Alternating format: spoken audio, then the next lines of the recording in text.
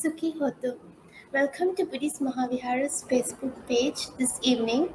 And today's Dhamma sharing is on a topic called Food for the Hungry Mind. To share her knowledge on the topic, today I would like to invite Venerable Bhikkhuni Soma from New York. Sukhi Hotu.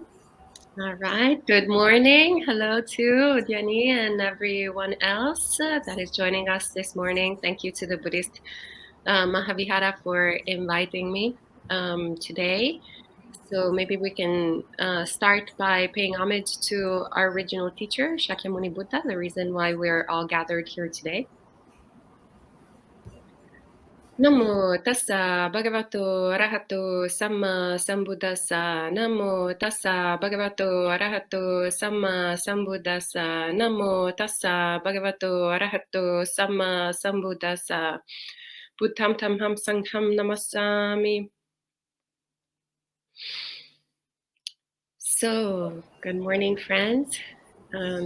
As mentioned, the topic that was picked today is food for the hungry mind.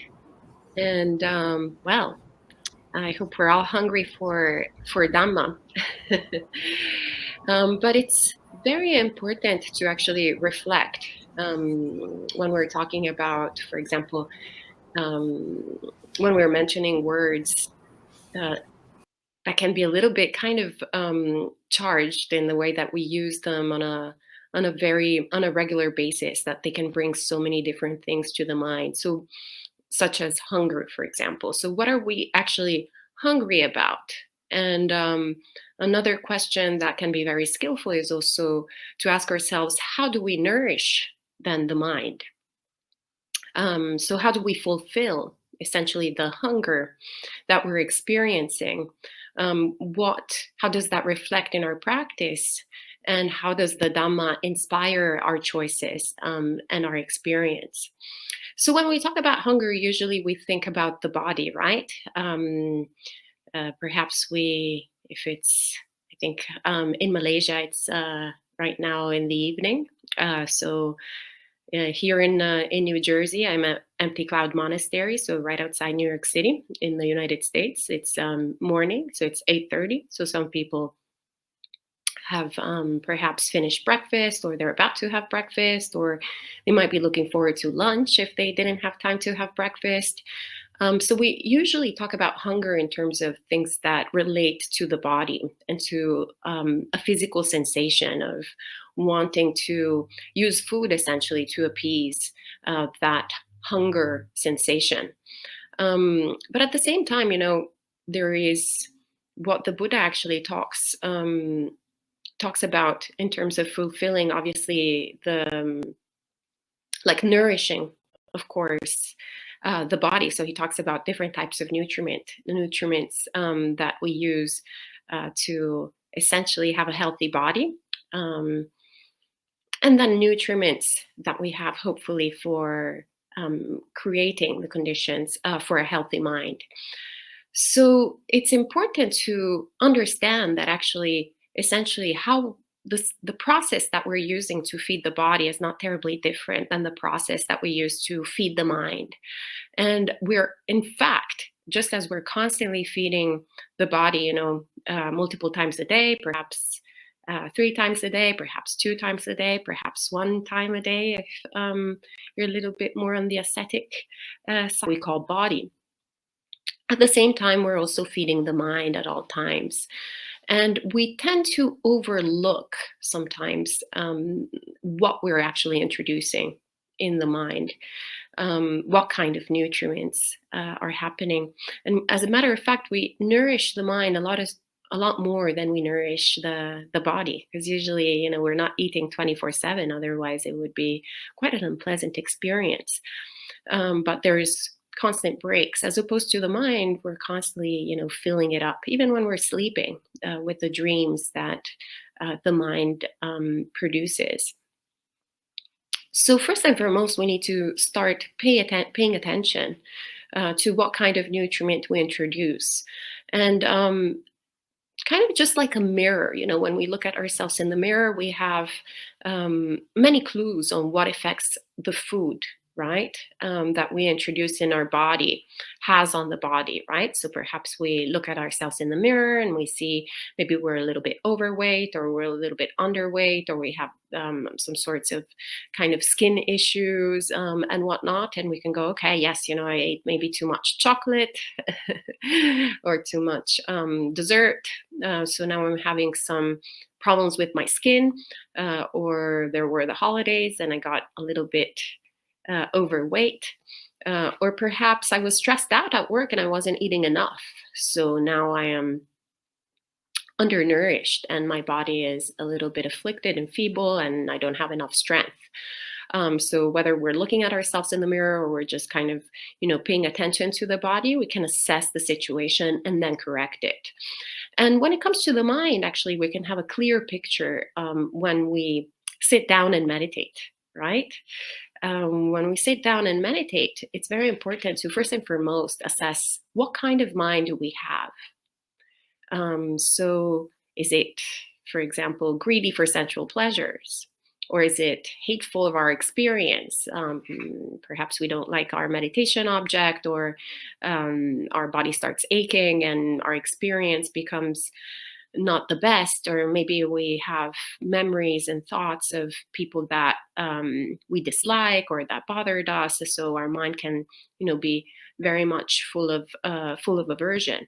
Or perhaps it's plagued by restlessness, right? Or remorse, maybe something that we've done and said a long time ago that we regret and it starts haunting us. Or perhaps we just have that kind of desire to do something or to move rather than staying still. And maybe actually our experience instead is drowsy. We're experiencing sloth and torpor and we kind of fall asleep, and meditation is not really that exciting.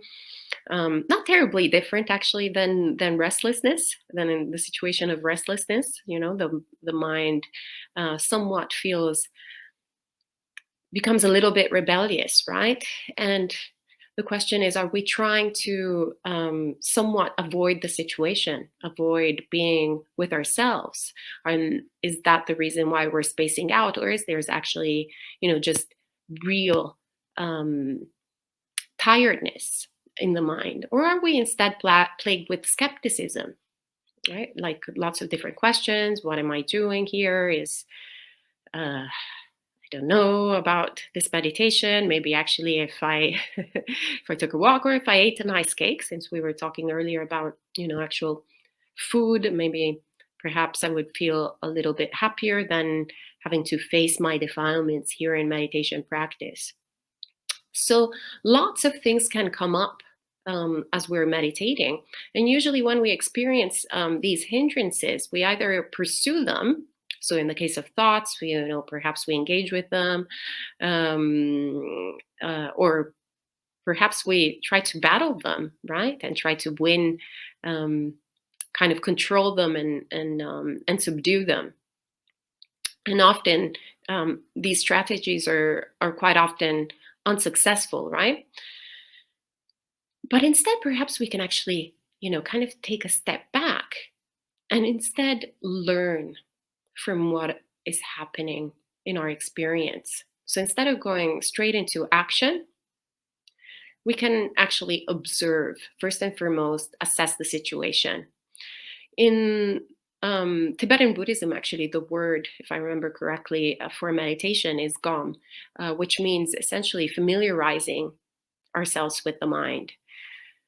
So it's a process where we understand, no different than the mirror, how we kind of have a first glimpse of what our face looks like. Ajahn Jayanto, lovely bhikkhu from the Thai forest tradition, when he came to teach with us a few years ago, he actually invited us to reflect how we're kind of like these headless monsters.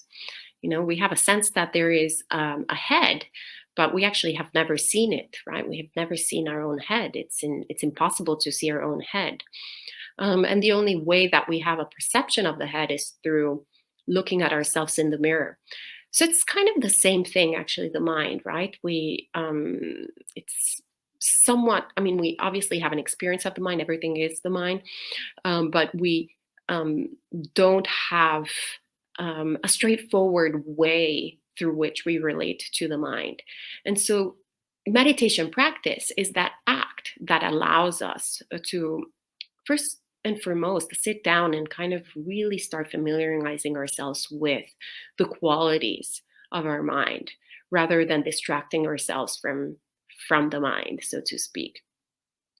And so getting back to the hindrances actually can be our friends rather than our enemies. And our friends in the way that they kind of inform us of what we're doing the rest of the time, what we're cultivating. So the Buddha says that the hindrances come with nourishment, not without nourishment. So it's not that they come, out of nowhere, but there's actually something that we do that creates those consequences that we call hindrances. So essentially, the quest of controlling them on the spot is similar to looking at ourselves in the mirror and seeing that we're, overweight or underweight, and then we, kind of try to lose or gain weight by pure mind force, mind control.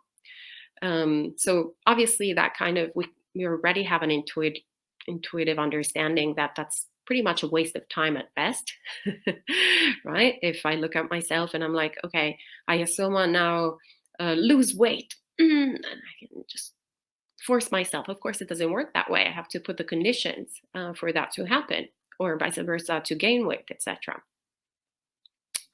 So once again, we understand that with the body, we need to put conditions in place. But with the mind, we tend to think that, we own this, that it belongs to us, that it's something that we can control, right? So we tend to go straight into sort of wishful thinking and wishful action. And usually, at worst, we reinforce the hindrances. We reinforce whatever we are trying to defeat. And at best, we kind of just keep on doing whatever we've been doing up until now. So when we start instead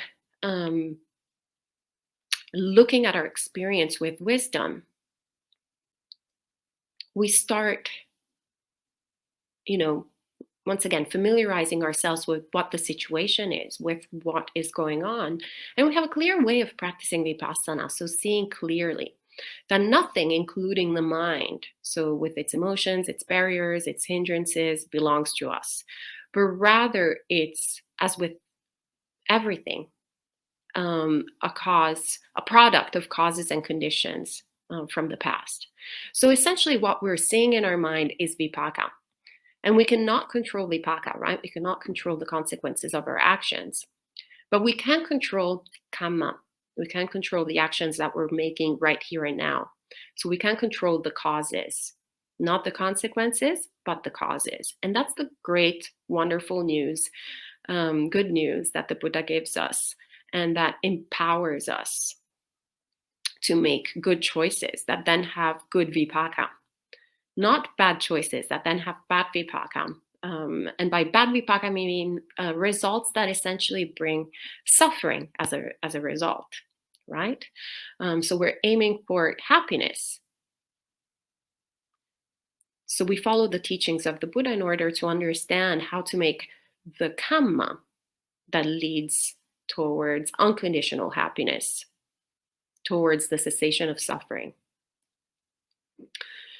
So once again, we cannot control the consequences, but we can control the causes. And we understand this causality, and we look at the mind and see, okay, when this action comes into being, then this is sort of the consequence here. How about I make new choices that instead create new consequences that lead to peace, tranquility, and happiness, rather than, greed, hatred, delusion, restlessness, skepticism, and so forth.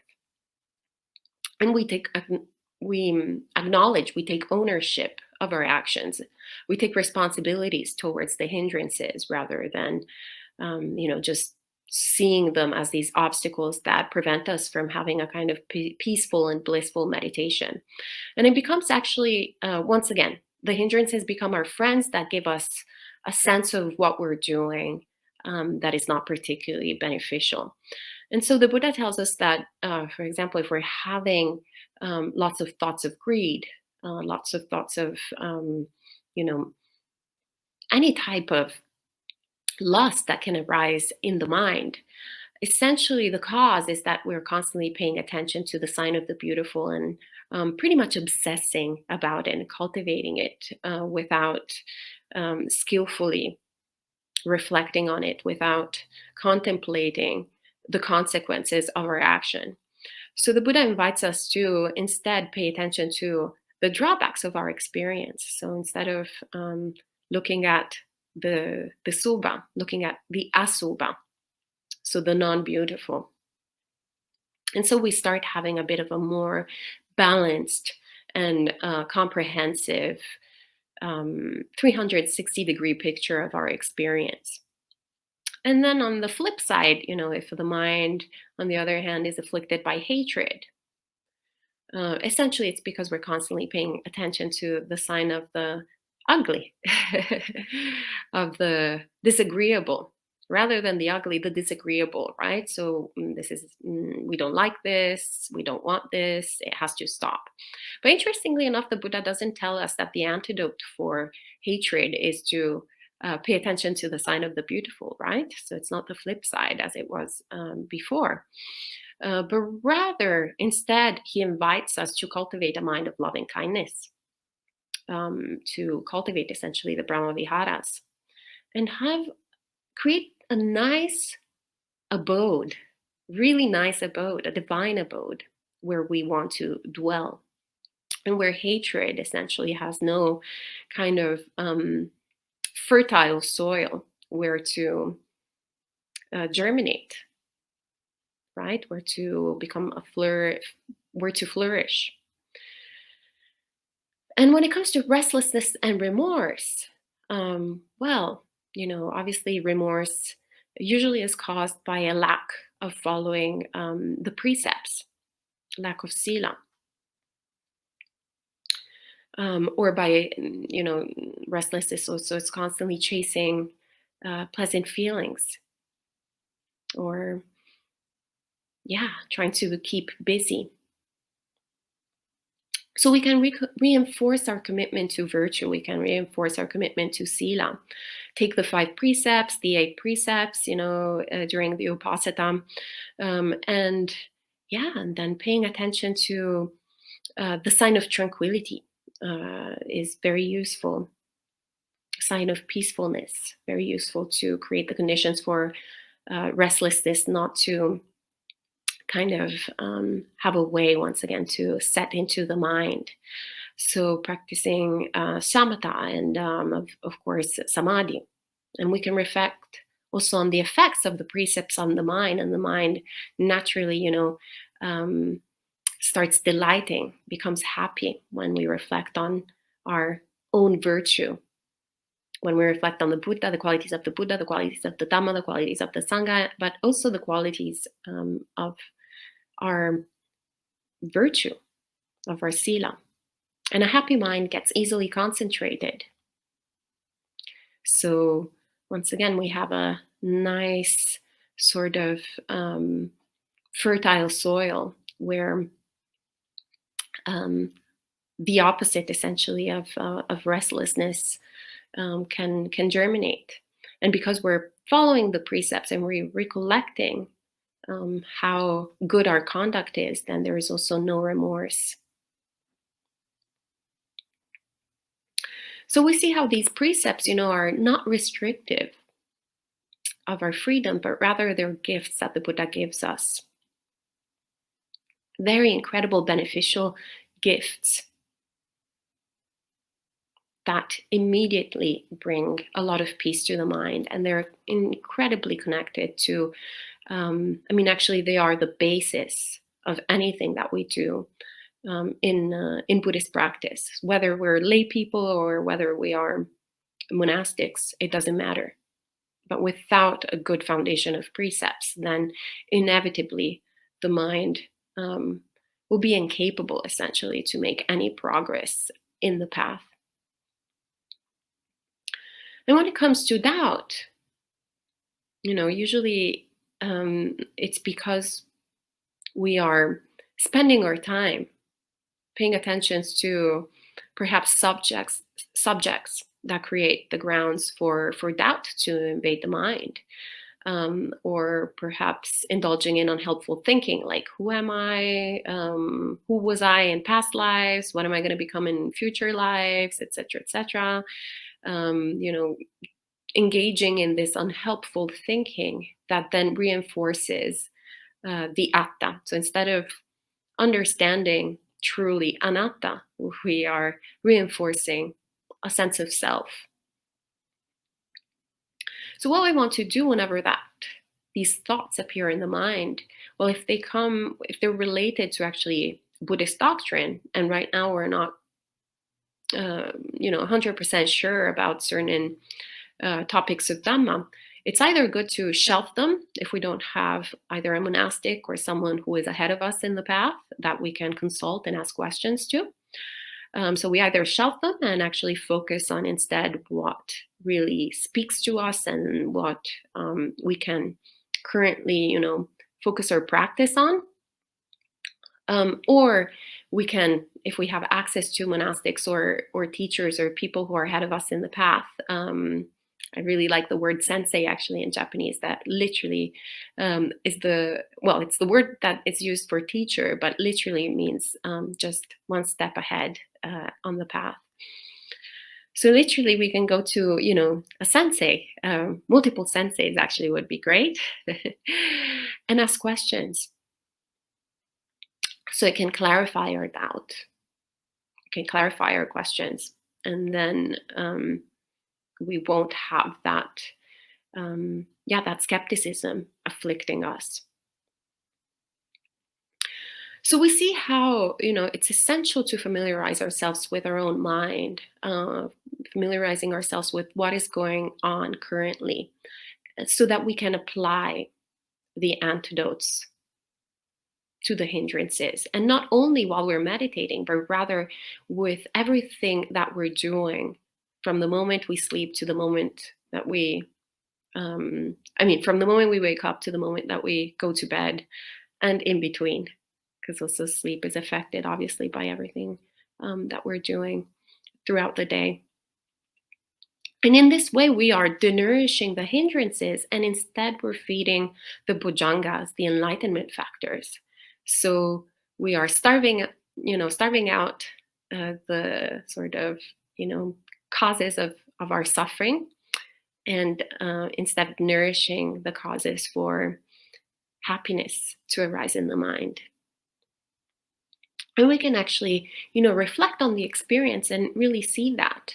For example, we're cultivating Dhammavichaya, investigation of states, just by seeing, reflecting on the hindrances, seeing how we're relating to the hindrances, and relating to it in in how, our habits, some are kusala and some are akusala, but not so beneficial and non-beneficial, but not in an intellectual way, not, in reading a book, but rather in looking at our experience, investigating our mind once again with sati, so with mindfulness.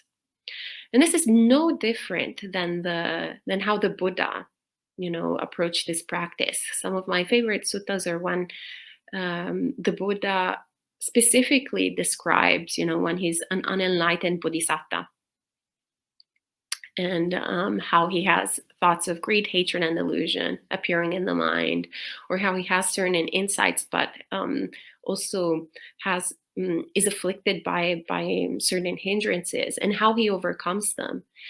And he does so, by reflecting once again on his experience, not ignoring the thoughts that appear in his mind, but rather contemplating them and seeing, is this beneficial for myself? And is this beneficial for others? And is this beneficial for myself and others?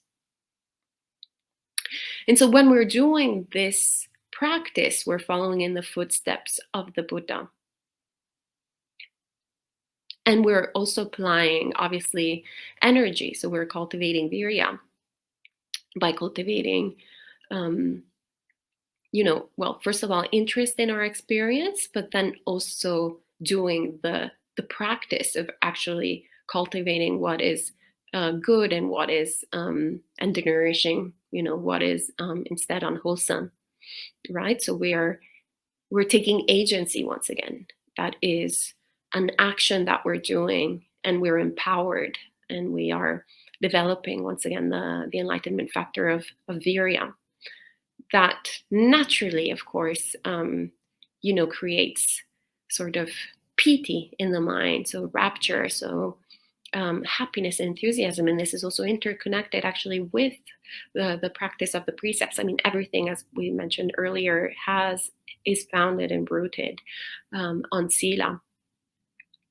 But yeah, this practice essentially allows us to take joy in meditation, in following virtue, in the development of wisdom.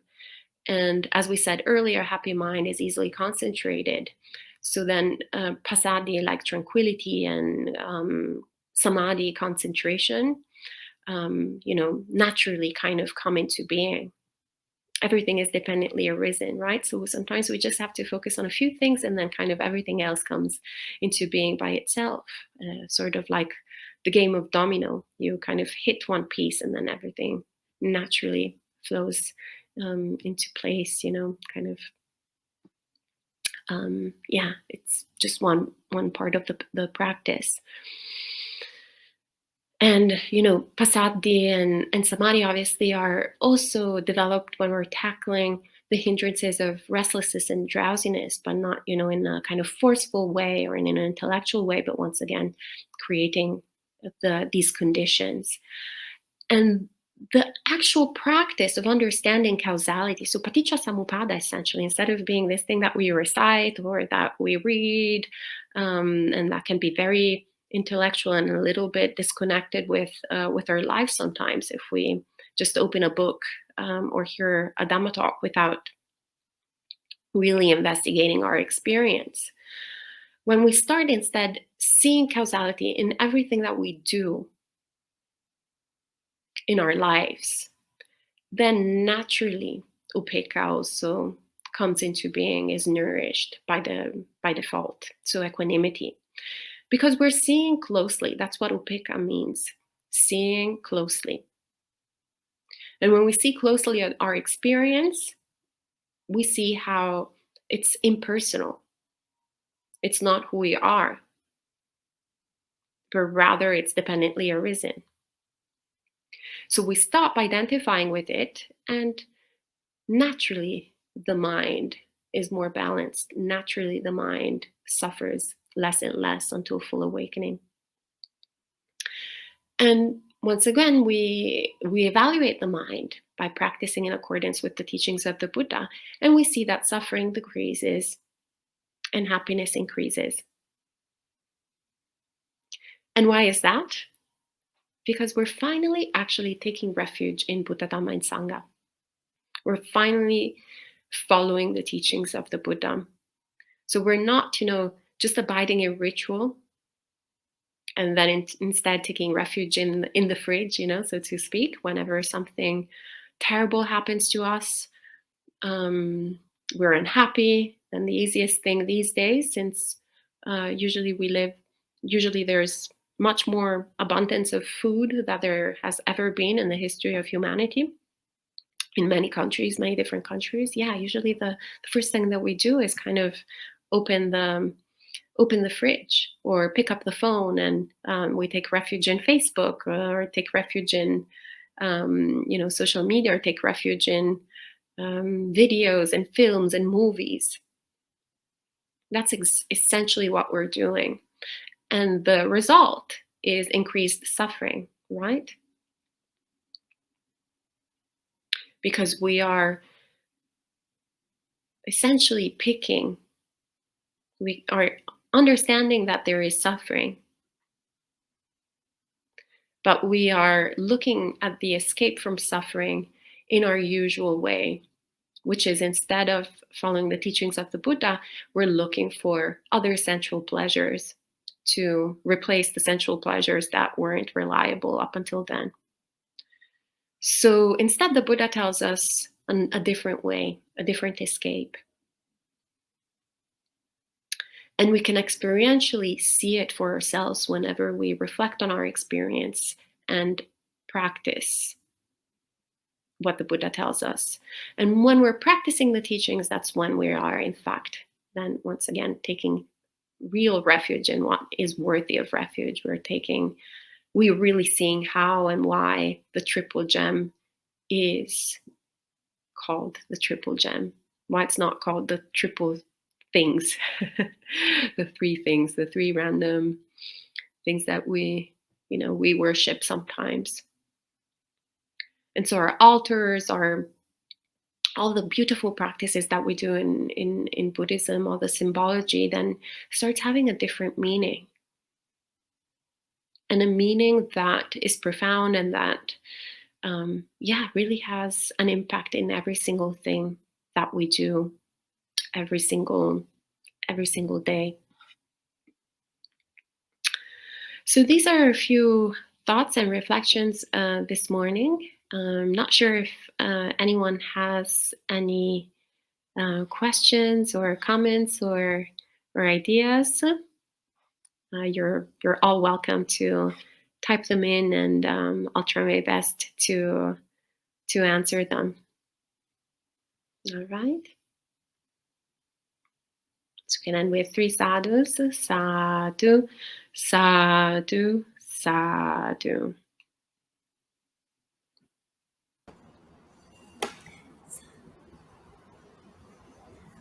We have a question from one of the people who joined. I will share it on the screen. All right. Good to see you, Janaki. So, dear Ayya, do you mean by treating hindrances rather as friends is that those keep the mind alert? I would say when I'm talking about treating hindrances as friends is, when we are hanging out with our friends, we're usually, if we're good friends anyway, we're usually curious and interested in their experience. And we ask them questions, right? We're like, hello, how are you doing? How was your day?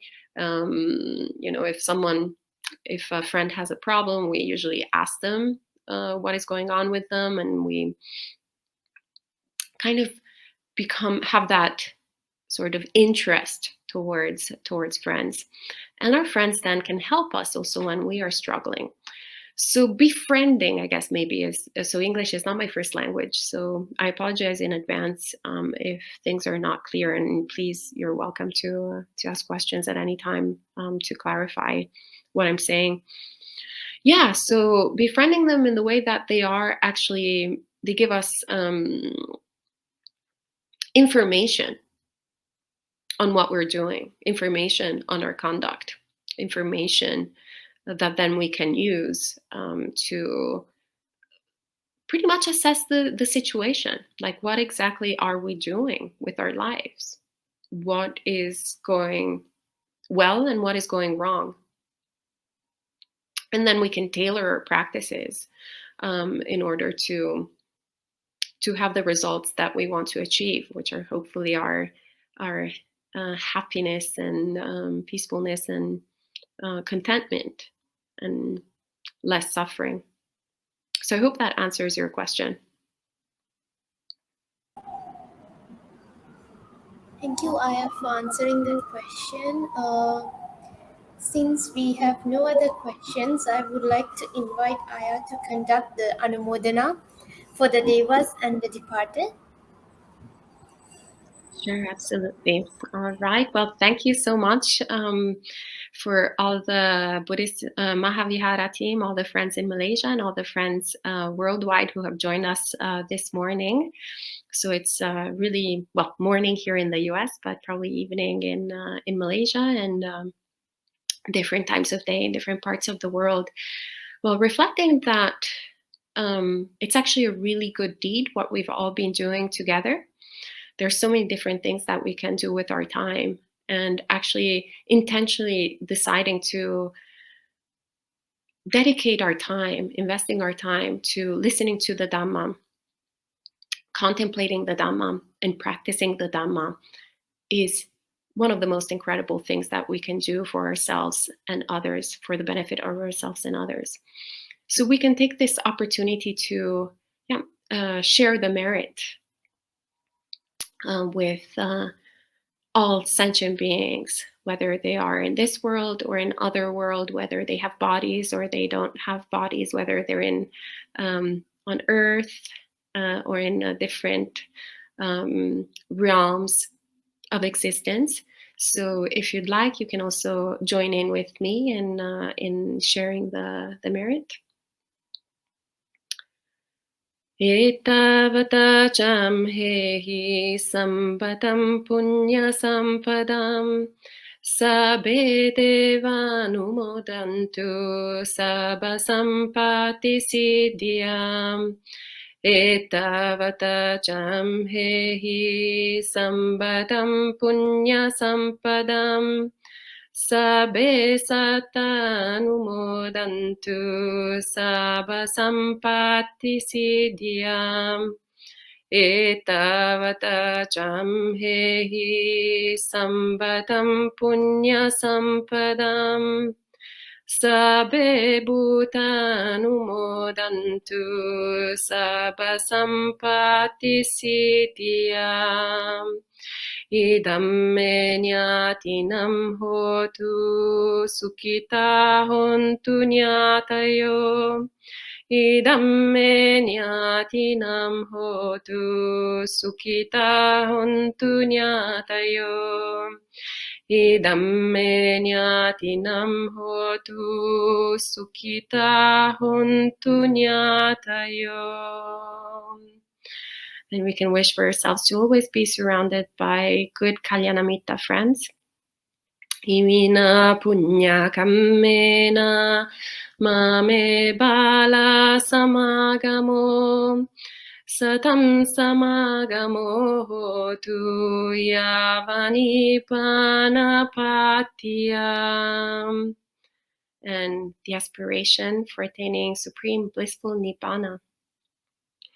Idam me punyam asavakayavaham hotu sabba dukkha pamunchatu sabba bhaya pamunchatu sabba roga pamunchatu. Sadhu, sadhu, sadhu. May you all be well, happy, and peaceful, and may all good things come to you.